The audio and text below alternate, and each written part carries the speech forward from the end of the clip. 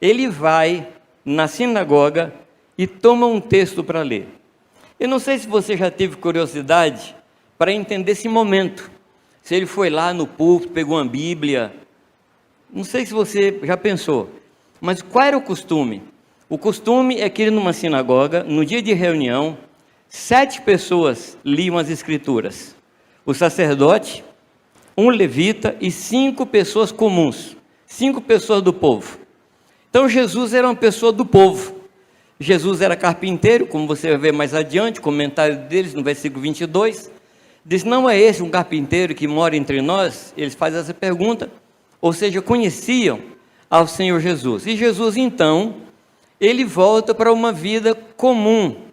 Só que, dessa vez, ele volta de uma maneira incomum.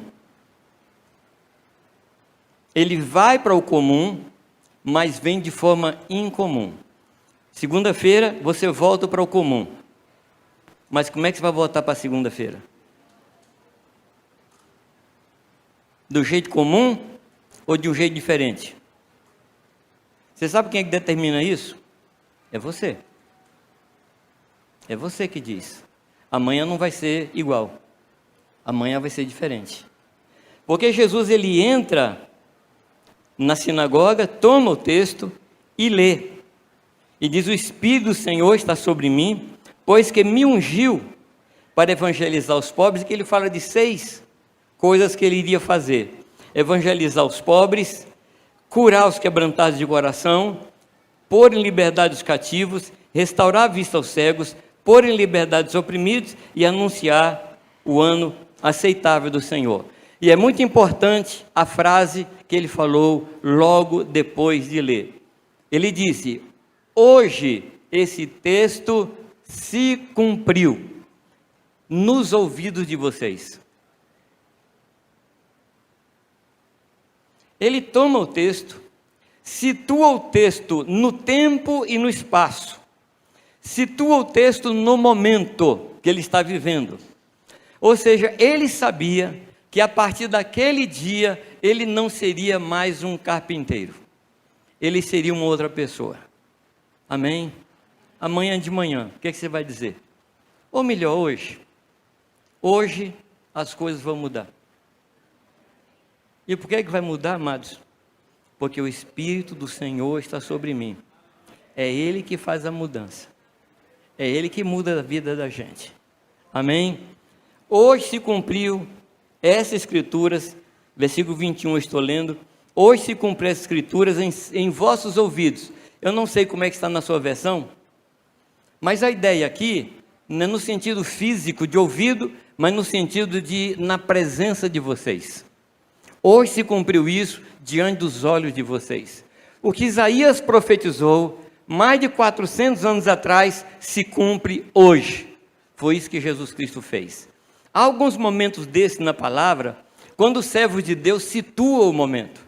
Quando Pedro se levanta no dia de Pentecostes, falando em línguas junto com os outros, e as pessoas diziam que ele estava embriagado junto com os outros, ele disse, não, o que está acontecendo hoje, naquele dia, dia 30 de maio, na realidade foi aquele dia, 9 horas da manhã, ele disse, está se cumprindo hoje, é o que Joel profetizou lá no capítulo 2, versículo 28.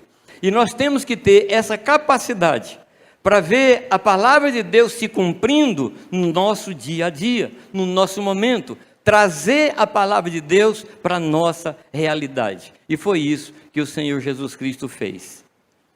Agora, qual foi a reação das pessoas? Qual foi a reação das pessoas? Diz a palavra que eles ficaram maravilhados, primeira coisa. Mas não pense que eles ficaram maravilhados no sentido bom, não. A palavra aí pode ser traduzida como surpreendidos, perplexos. Porque como é que um carpinteiro vai pegar Isaías 61 e vai dizer assim, está acontecendo comigo hoje? Esse homem é doido. Esse carpinteiro é doido. Como é que ele pode dizer? A gente conhece ele. As irmãs dele moram aqui. Os pais dele moravam aqui. A gente conhece ele, tem 30 anos que ele mora aqui. Aí hoje, nesse sábado, ele vem e diz que hoje se cumpriu. Então ficam maravilhados daquilo que Jesus estava fazendo. E aí o que Jesus faz? A partir do versículo 23, Jesus diz assim, olha, sem dúvida vocês estão trazendo na mente aquele provérbio, médico, cura-te a ti mesmo. Ou ele diz assim, um profeta não tem honra senão na sua própria casa. E ele fala o que aconteceu com Elias e com Eliseu, no que diz respeito à chuva, no que diz respeito a viúvas, e o cuidado que Deus tinha com os gentios. E aí se levanta uma ira muito grande, naquele auditório, naquela multidão que ele está. E duas razões principais. Uma, que ele se comparou a Elias e Eliseu. E Elias e Eliseu, para eles, eram ícones, eram pessoas de alto nível. E aquele carpinteirinho estava dizendo que ele estava se comportando agora como Elias, como Eliseu. Então esse foi o primeiro motivo. O segundo motivo é que ele diz que havia muitas viúvas em Israel, havia viúva ali, mas o profeta vai para Sarepta, em Sidom. Havia leprosos em Israel, mas Jesus cura leprosos de outro lugar. Ou seja, Jesus dando atenção aos gentios. E eles ficam muito irados, porque aquele pessoal tinha o entendimento de que Deus era crente, de que Deus era judeu, de que Deus era propriedade dos judeus, e que em hipótese nenhuma o evangelho poderia sair da Judeia. Mas Jesus veio para que todo homem possa ser salvo. E eles não queriam isso. Eles achavam que não. E sabe o que eles fazem? Eles expulsam Jesus. Eles expulsam Jesus, se enchem de ira e expulsam. Agora, amado, você pode ter dois tipos de vida, lá no seu trabalho, ou na sua vizinhança, ou na sua casa. Tem um tipinho de vida comum que não incomoda ninguém. Sabe aquele tipo de crente que os antigos chamavam de crente secreto? Ninguém sabia que ele era? Crente agente secreto. Pessoa que vive com a gente ali no trabalho, 3, 4, 5 anos, e um dia ele deixa escapar que é crente. Você fala, isso, você era crente? Faz tempo assim, se converteu ontem? Não, tem 20 anos que sou convertido. E como é que a gente não sabe? Queridos, em todos os lugares que Jesus chegou, ele mudou o ambiente. Todos os lugares. Ele chega num casamento, onde o vinho é dado primeiro o bom, depois o ruim. Ele chega lá e muda a coisa. Onde ele chegava, ele mudava. Está num sepultamento. A mulher ia ficar viúva, sozinha, sem filho. Jesus chega lá e muda o ambiente. De tristeza em alegria. Onde ele chegava, ele mudava. Pode olhar a história dele. Ele mudava o ambiente. E o interessante é que Atos 17, 6... se referindo aos apóstolos de Jesus, aos discípulos de Jesus, diz assim, aqueles que têm transtornado o mundo chegaram até nós. Ou seja, Deus nos livre, Deus tem misericórdia, porque os crentes chegaram. Os crentes chegaram, e eles vão perturbar o ambiente. Meu querido, a palavra de Deus perturba o ambiente. Sim ou não? Nós aprendemos esses dias, Romanos 1,16, o que é que diz? Que o evangelho de Deus é dinamite. A palavra poder ali é dinamite, é dinamis. E eu não sei se quando você recebeu o dinamite, se ele explodiu dentro de você. A dinamite, a primeira coisa que ela faz é matar. A segunda coisa que ela faz é ressuscitar. Se a dinamite explodiu dentro de você, feito um traquezinho, então não é evangelho de Jesus Cristo. Porque o evangelho de Jesus explode dentro de nós e nunca mais nós somos os mesmos. Nunca mais. Ser cristão Não é um caso de assentimento intelectual, em que você diz assim, agora eu entrei na lei dos crentes. Isso não é evangelho. O evangelho é algo que entra dentro de nós e muda só uma coisa, muda só tudo. Só isso que muda. Pode ficar tranquilo. Ele vai mudar toda a sua vida, toda a sua maneira de pensar, toda a sua maneira de sentir, todos os seus valores, todos os seus conceitos. O que você achava certo, agora você vai achar errado. E o que você achava errado, agora você acha certo. Porque muda os valores, muda os padrões, muda os paradigmas, muda os conceitos. Ninguém que tenha recebido a dinamite de Deus continua sendo a mesma pessoa. E é por isso que quando Jesus chegava, as coisas mudavam. E nós, amados, somos aqui nesta terra o bom perfume de Cristo. E o que é que diz a palavra a respeito disso? O mesmo perfume, para uns tem cheiro de morte. Você já sentiu o cheiro de morte, não? Sim ou não? Vai num velório. Estou falando cheio de vela. Eu estou falando de um gás que o cadáver exala. É por isso que tem a vela. É por isso que tem as flores. Para aplacar um pouco do cheiro do cadáver. Mas você já foi num berçário? Que cheiro que tem lá? Não estou falando de Johnson, não. Não estou falando de boticário. Criança tem um cheiro de vida. E onde você estiver, você vai exalar esses dois tipos de perfume, que é o bom perfume de Cristo. Para uns, cheiro de morte, para os que hão de herdar ou está na morte eterna. Mas para outros, cheiro de vida, para aqueles que hão de herdar a vida eterna. Mas sem cheiro você não é. Você pode disfarçar com boticário, com natura, você pode disfarçar, mas o cheiro de Cristo se manifesta onde você estiver. Tem alguma coisa em você diferente. Você já viu isso? Não. Isso tem que ser o normal. Isso tem que ser o normal. Até que a pessoa ou receba Jesus ou nos expulse. Claro que eu estou falando aqui uma pregação de risco. Mas é isso mesmo. Andar com Cristo é arriscado. Ou não é? Andar com Cristo é arriscado. Porque Ele nos coloca, desculpa a expressão, em muitas frias. Faz a gente pagar muito mico. Mas é assim mesmo. Louvado seja Deus. Todos se encheram de ira. E expulsaram Jesus. Amados, uma vida vazia não provoca reação no ambiente. Tem crente que passa desapercebido. Tem crente que você não tem jeito de esconder. Porque não se acende uma candeia e se coloca embaixo do alqueire, mas se coloca no lugar alto para iluminar todos que estiverem na casa. E Deus nos colocou, onde nos colocou, para anunciarmos, para pregarmos, pois nós somos sal e luz. Amém? Amém, amados? Então ele entra, ele lê o texto, ele aplica o texto, e por causa disso, ele é expulso. Agora, qual era a intenção de Satanás? O que é que Satanás estava querendo impedir? Satanás não queria que Jesus cumprisse o seu destino.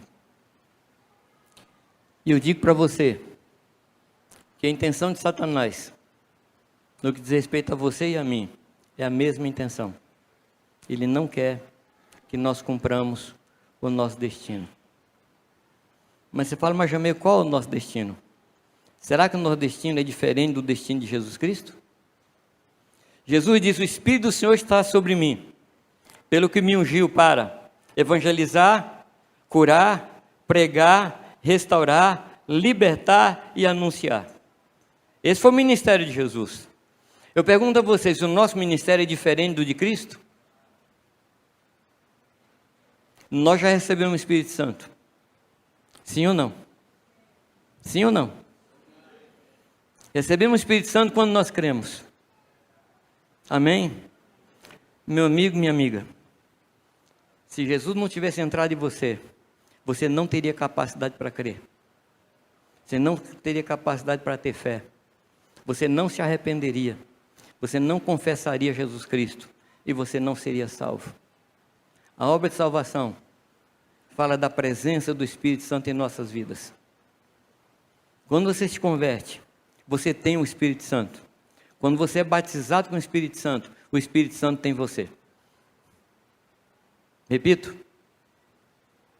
Quando você se converte, você tem o Espírito Santo. Mas quando você é batizado no Espírito Santo, o Espírito Santo tem você. E se você ainda não tem o batismo com o Espírito Santo, dá um jeito, se vira. Chama os pastores, põe a mão deles na sua cabeça, faz alguma coisa. Mas você precisa ser do Espírito Santo. O Espírito Santo precisa ter liberdade na sua vida para fazer o que fez com Cristo, mudar a vida dele. Deixou de ser carpinteiro para ser um anunciador da vontade de Deus. E a intenção de Satanás foi tentar impedir Jesus de entrar no ministério. E aí eu quero voltar com você para o começo do capítulo. Antes do então. Vamos pegar o texto? E Jesus, cheio do Espírito Santo, voltou do Jordão. Pergunto a vocês, o que ele foi fazer no Jordão?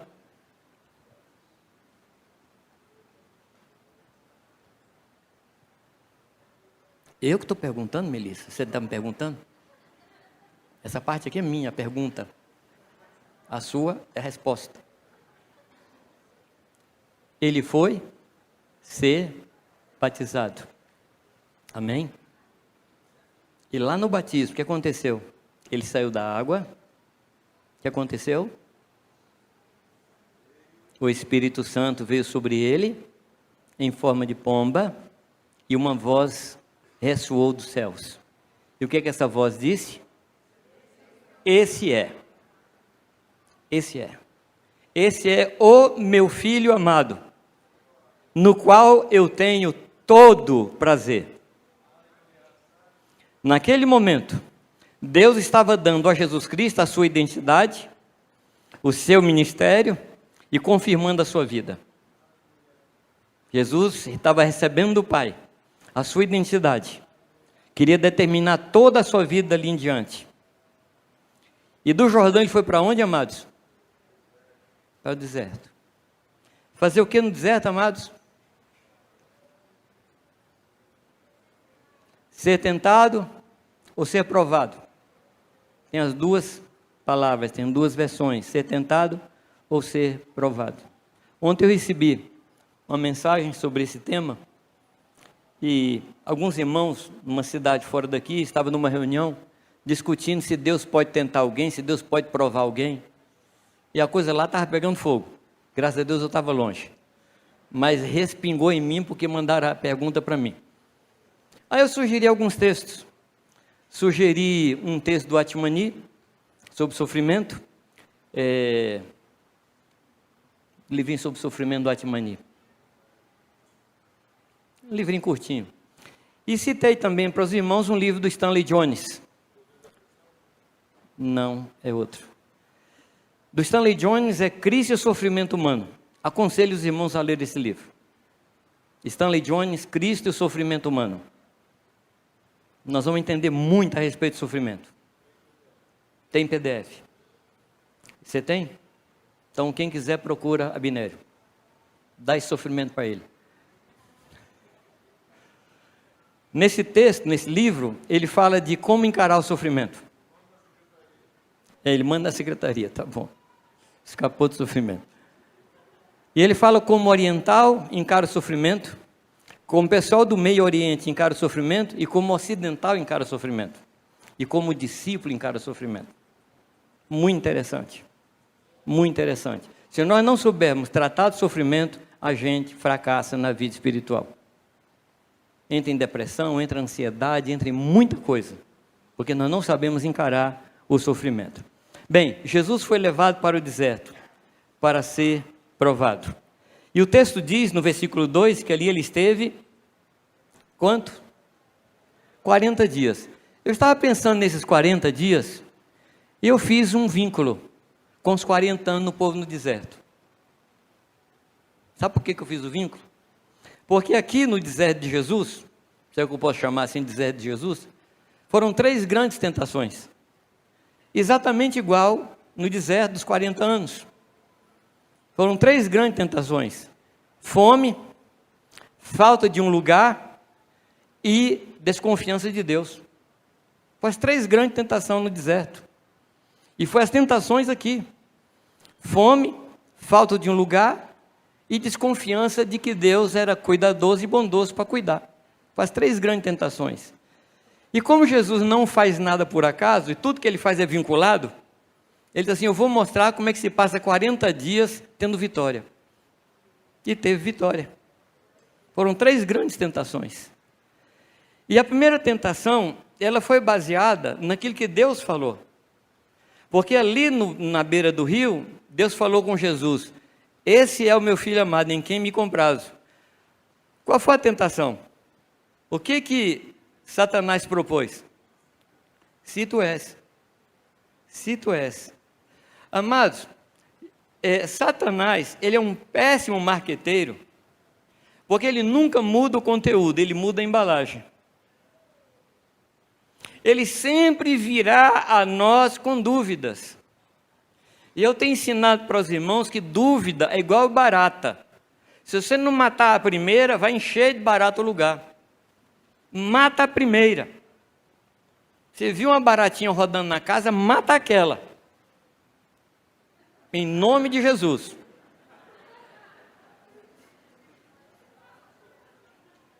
Não deixa não, que daqui a pouco ela multiplica. E dúvida é exatamente a mesma coisa.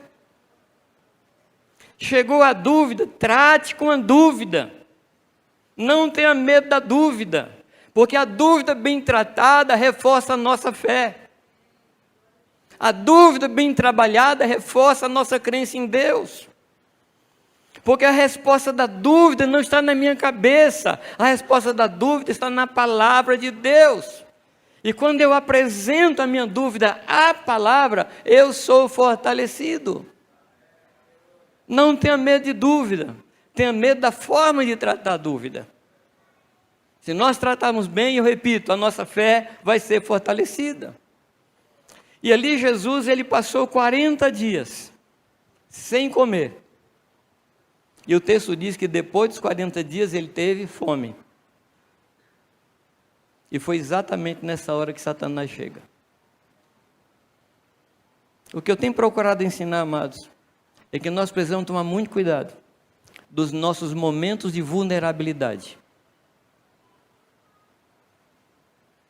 Quando você passa por uma vulnerabilidade, você enfraquece, e é nessa hora que Satanás chega. Satanás está ao nosso redor. Sim ou não? Dia e noite. Procurando a quem possa tragar. E tragar significa engolir sem mastigar. É? Ele vai engolir. Mas não fica com medo, não. Você tem medo que Satanás fique ao seu redor aí? Eu não. Ele não sabe fazer outra coisa. Não é criativo. Fica o tempo todo ali, esperando uma brecha. Deu brecha, ele chega. Não deu brecha, não tem problema nenhum com ele.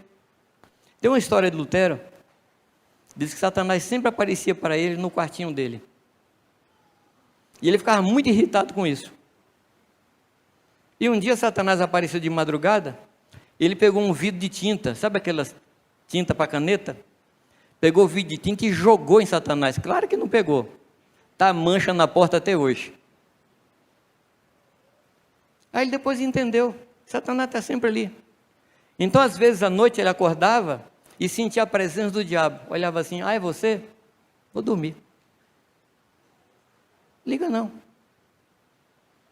Um dia eu senti Satanás no meu carro, indo de Campolim para São Paulo. Era uma meia-noite. Falei, você está aí? Tá, então agora você vai ouvir louvor. E eu comecei a cantar, falar em línguas, cantar e falar em língua, cantar e falar em língua, até que ele cansou, pé de cajamar e foi embora. Falei, quer ir comigo para São Caetano? Vamos. Bom, louvando a Deus. Medo dele a gente não tem, que maior que está em nós. do que o que está no mundo. E nós estamos escondidos dentro de Deus. E nesse lugar o maligno não nos toca. E vai chegar um dia que nós vamos esmagá-lo com os nossos pés. O derrotado. O derrotado. Outra noite eu estava em casa, lendo um livro, acho que foi O Mundo Tenebroso, esse livro tenebroso aí. Estava lendo esse livro. Era mais de meia-noite. Eu gosto de ler assim de madrugada. Aí eu senti ele passando atrás de mim. Problema seu. Mas ele entrou no quarto das minhas meninas. Elas começaram a gemer. Falei, aí não. Aí não. Fui lá, repreendi, ele foi embora. Ele está diante de Deus, nos acusando dia e noite. Eu vou ter medo dele estar aqui rodeando? Só que, do outro lado, tem alguém com chagas na mão, apresentando ao Pai. Pai, eu estou aqui. Tudo que ele está falando é verdade, mas eu já paguei. Eu já paguei também por isso. Eu já paguei por isso. Eu já paguei por isso. E no meu filho, Satanás tem nada. É isso que Jesus fala todo dia para Satanás. Não tenha medo. Não tenha medo. Amém? Tenha medo não. Tenha medo quando Satanás aparecer a você de forma bonita. Aí tenha medo. Porque ele não aparece feito um dragão não, viu? Ele aparece assim com formas bonitas também. Foi levado para o deserto e lá nessa hora ele tem fome. E Satanás, ele chega e diz, se tu és filho, manda que estas pedras se transformem em pão. Qual era a tentativa? Tentar resolver o problema por si mesmo. Tentar achar a solução dentro de si mesmo. Meu querido, a solução não está dentro de você. Não siga instrução de pessoas que dizem assim, pensa nos seus problemas e vai pensando e pensando até achar a solução. Desculpa, amados, mas o único lugar onde a pessoa salva a si mesmo é em desenho animado. Você já viu? A pessoa cai num poço, aí ela mesmo se pega pelo cabelo e se puxa para fora? Na vida real isso não acontece. A nossa solução não está em nós, a nossa solução está em Jesus Cristo. Então não tente fabricar pães, não tente achar soluções, não busque soluções imediatas. A nossa solução vem do Senhor. Meu amado, e se nós precisarmos passar fome, nós vamos passar fome, porque a fonte do pão é melhor do que o próprio pão. Amém? A fonte do pão, aquele que nos dá o pão, é mais importante que o próprio pão. Se é para ficar sem comer com o Senhor, fiquemos sem comer. Nós já sentamos a uma mesa, Irani e eu. E naquele dia nós agradecemos a Deus. Deus, muito obrigado, porque hoje o Senhor não mandou nada para a gente comer. Muito obrigado.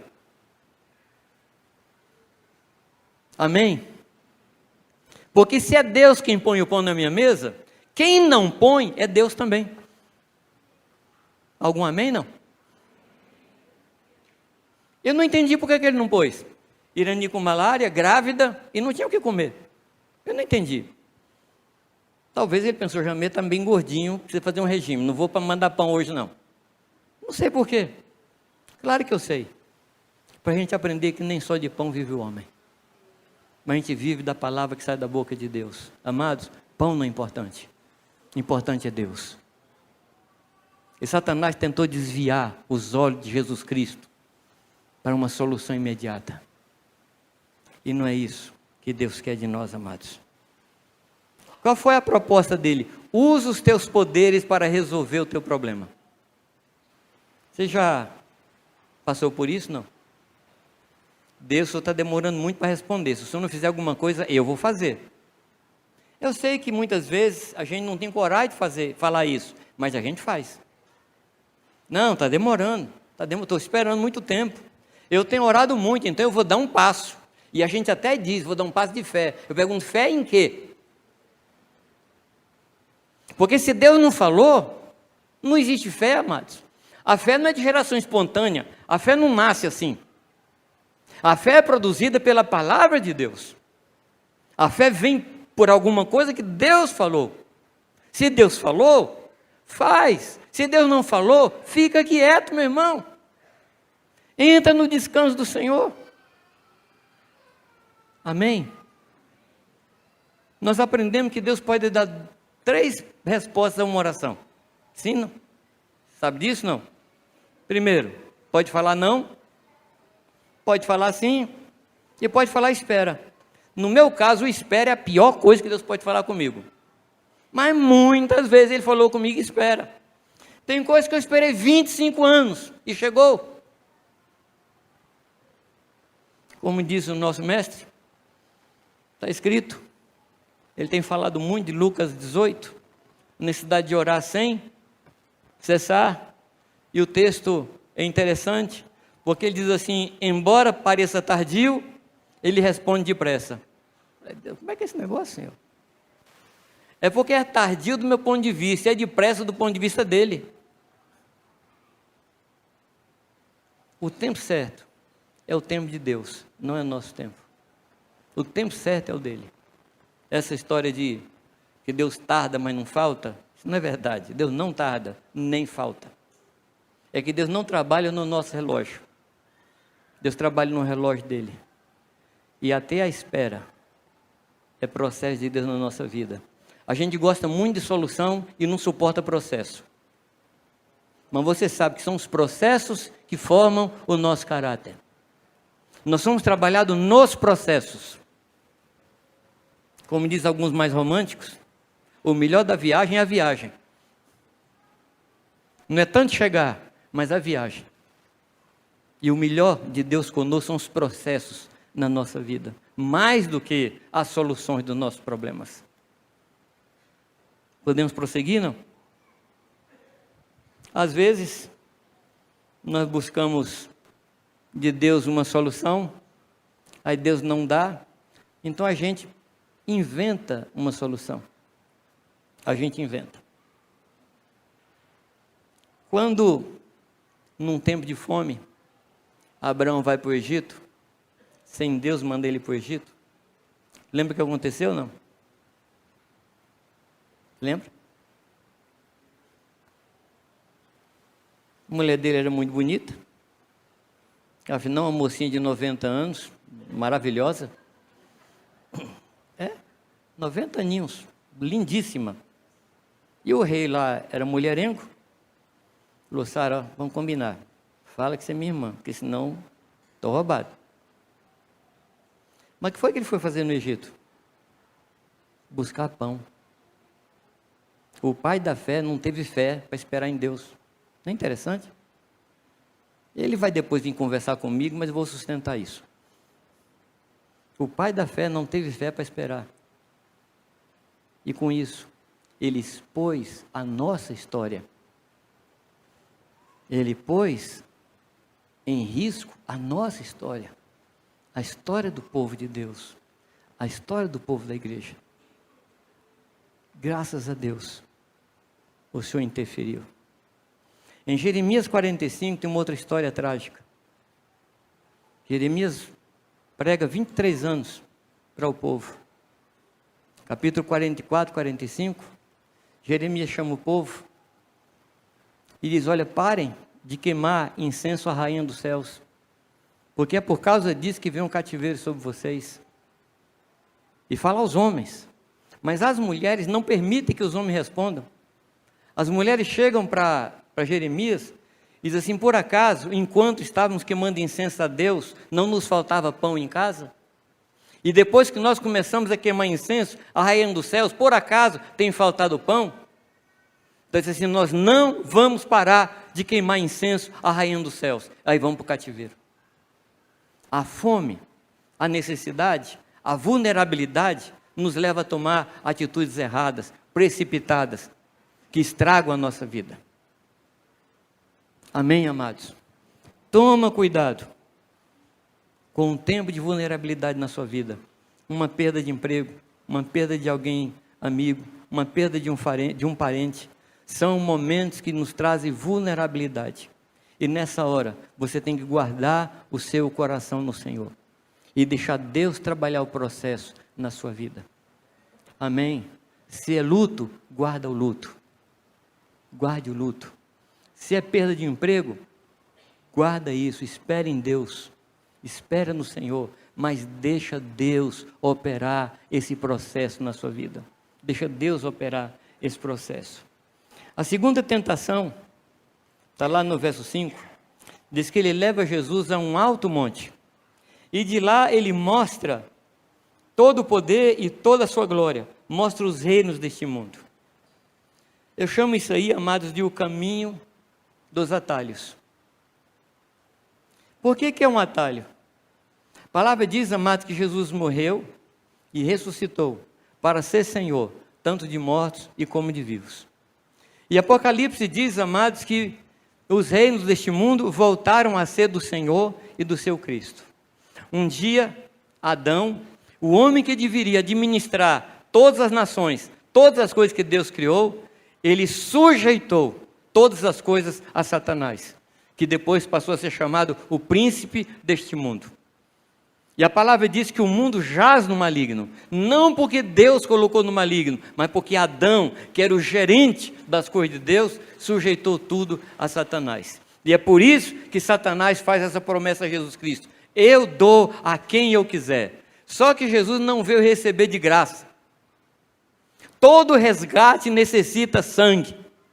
E Jesus derramou o seu sangue para resgatar as nações que estavam embaixo do domínio de Satanás. E o que Satanás oferece? As nações sem preço. Satanás oferece a Jesus um atalho. E é o que muitas vezes nós fazemos para escapar do sofrimento.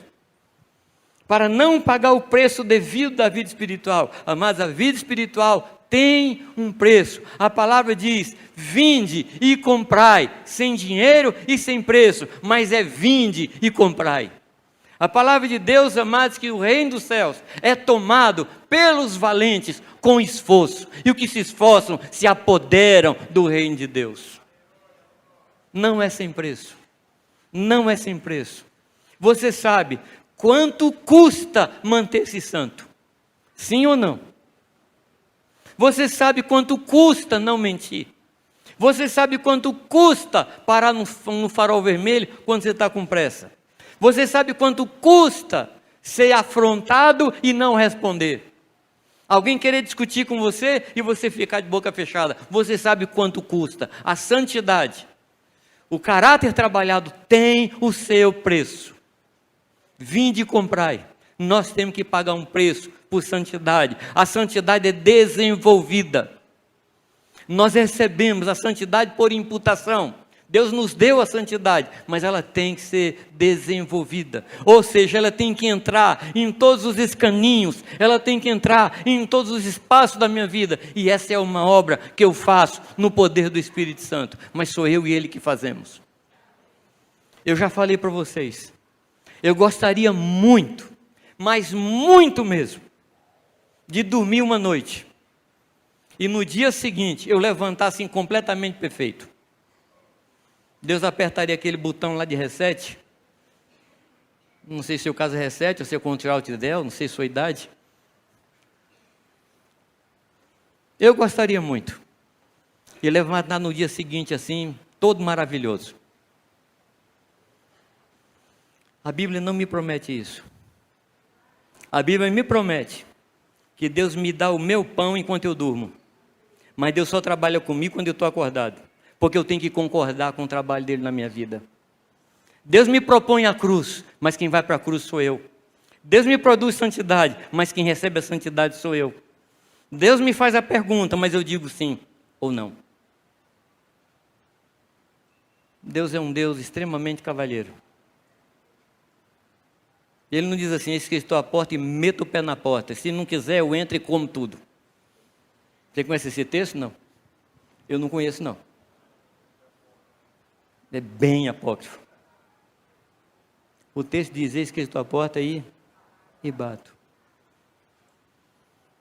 Tempos atrás eu li uma historinha de um pastor que pediu para um pintor pintar um coração, que ele queria colocar assim num banner. E ele fez o coração e fez uma porta. Falou, pastor, está pronto.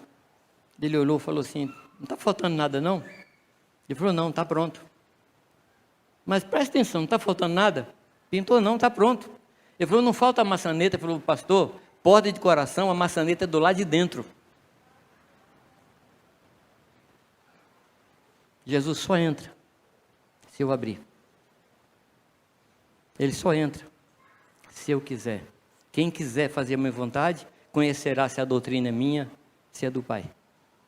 É se eu quiser.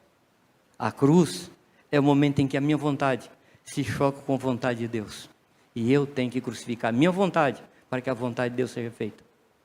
Esse é o preço do discipulado. Esse é o preço da vida cristã.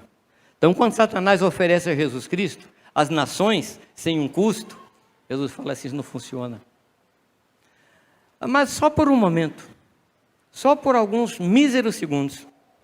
Pensa aí, e pensa assim bem rapidinho. Se Jesus tivesse prostrado e adorado Satanás, onde é que nós estaríamos hoje? Ele venceu. E porque ele venceu, nós vencemos. Hoje nós não nos dobramos diante de Satanás, porque ele não se dobrou. A nossa vitória foi a sua vitória. A sua vitória veio para nós. Amém, amados? Não entre por atalhos. Use o teu poder e influência para ganhar os reinos do mundo. Jesus não veio aqui para isso. Interessante que ele veio conquistar as nações. Mas Jesus não trabalha no atacado. Não, trabalha no atacado. Porque ele podia chegar assim em Jundiaí e fazer um milagre assim em cima de Jundiaí, ou prometer assim um tufão, um ciclone, qualquer coisa, e todo mundo converteria. Ele não faz isso. O Senhor vai conquistando cada coração. Cada coração. Cada coração. Cada coração. Cada coração. Até que todos os corações sejam dele. É assim que ele faz. E ele pagou um preço por cada coração. Cada coração veio a ele, porque ele fez isso. Então o diabo leva Jesus para o pináculo do templo. E lá o que ele faz? Joga-te daqui para baixo. Porque está escrito que é o teu respeito dar ordem aos anjos, que te guardem para que não te tropeces em pedra. Qual é a tentação aqui, amados? Por Deus a prova. Por Deus a prova. Sabe o que é tentação? É quando você sabe a vontade de Deus, você continua orando para saber a vontade de Deus. Isso é tentar a Deus. É quando você já sabe o que fazer e se fica perguntando ainda. O padrão de Gideão, amado, não é padrão para nós. Gideão não é nosso padrão. Gideão é uma história, mas não é modelo. Você me entende, não? O que aconteceu com Gideão? Deus fala assim, você vai libertar o povo. E ele ali numa humildade assim excessiva, humildade saindo pelo ladrão. Assim, eu sou o menor, o mais pobre da minha família, que é a menor da tribo mais pobre. Quer dizer, excesso de humildade. Excesso de humildade é orgulho. Porque ele não quer se comprometer. Não quer se comprometer. Aí Deus fala com ele, vai nessa tua força. Lembra disso, não? O que é que ele faz depois? Ele pega um pedaço de lã, fala, Deus, eu posso te perguntar? E Deus, como Deus é paciente. Meu Deus do céu. Meu pai na fé, ele diz assim, Deus, se eu fosse o Senhor, não me suportaria. Mas como Deus é paciente. Deus, se chover ao redor, não chover no novelo, eu sei que é o Senhor. Aí Deus fez. Nos dias seguintes, Deus, se chover só no novelo, eu sei que é o Senhor. Eu quero dizer para você que Gideão não é padrão. Eu escuto muito crente usar Gideão como exemplo. Gideão não é exemplo. Eu falei para vocês uma coisa e repito, se Deus mandar você assentar, não olhe para trás para ver se tem cadeira. Entendeu ou não? Mandou sentar? Senta. Se não tiver cadeira, ele segura. Não tente a Deus. Com Deus não se brinca. Deus mandou fazer, faz. Não fica pondo Deus à prova. É isso que Jesus fala para Satanás: não tentarás o Senhor teu Deus. O que tinha ali? A busca da imortalidade. Sem Deus, com anjos. Busca de imortalidade. Sabe o que eu tenho reparado, amados? E eu estou caminhando para o fim da palavra.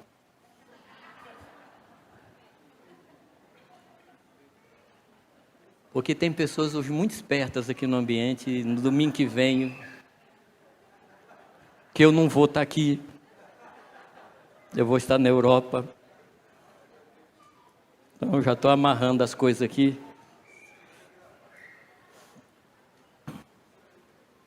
Eu tenho percebido que alguns fazem uma oração pedindo glória sem cruz,